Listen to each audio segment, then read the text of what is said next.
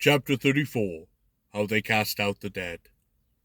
The lordlings sate them down for weariness. Folker and Hagen came forth from the hall. Upon their shields the haughty warriors leaned. Wise words were spoken by the twain. The knight Gisler of Burgundy spake. Forsooth, dear friends, ye may not ease you yet. Ye must bear the dead from out the hall.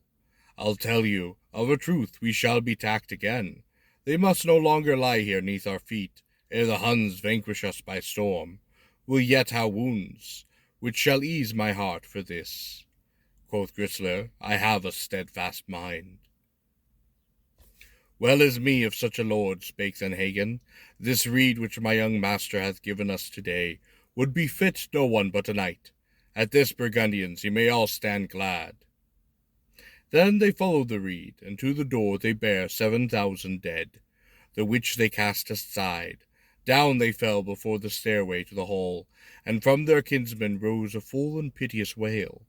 Some there were with such slight wounds that had they been more gently treated, they would have waxed well again. But from that lofty fall they must needs lie dead. Their friends bewailed this, and forsooth they had good cause. Then spoke Folker the fiddler, a lusty knight. Now I mark the truth of this, as doth been told to me. The Huns be cravens. Like women they wail. They should nurse those sorely wounded men. A Margrave weened, he spake through kindness, seeing one of his kinsmen lying in the blood. He clasped him in his arms, and would have borne him hence, when the bold minstrel shot above the dead to death. The flight began as others saw this deed, and all fell to cursing the self-same minstrel. He snatched javelin, sharp and hard, which had been hurled at him by Hun, and cast it with might across the court, far over the folk. Thus he forced Etzel's warriors to take lodgment further from the hall. On every side the people feared his mighty prowess. Many thousand men now stood before the hall. Folker and Hagen gain spake to Etzel all their mind, wherefrom the heroes bold and good came thereafter into danger. Quoth Hagen, 'Twould well beseem the people's hope, if the lords would fight in foremost ranks, as doth each of my lordlings here. They hew through the helmets, so that the blood doth follow the sword. Etzel was brave. He seized his shield. Now fare wilily, spake Lady Kriemhild, and offer the warrior's gold upon your shield. If Hagen doth but reach you there, you'll be hand in hand with death.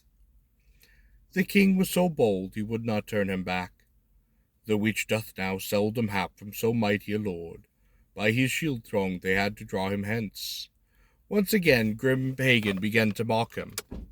It is a distant kinship, quoth Hagen the knight, that blindeth Etzel and Siegfried. He loveth Kriemhild, or ever she laid eyes on thee. Most evil king, how dost thou plot against me? Kriemhild, the wife of noble king, heard this speech, and angry she grew that he dost thus revile her before King Etzel's liegemen. Therefore she began to plot against the strangers. She spake, For him that slayeth me, Hagen of Tronig, and bringeth me his head, I will fill King Etzel's shield with ruddy gold. Thereto will I give him as guerdon my many goodly lands and castles. Now I know not of what they wait, spoke the minstrel. Never have I seen heroes stand so much like cowards, when one heard proffered such goodly wage. Forsooth, King Etzel should never be their friend again.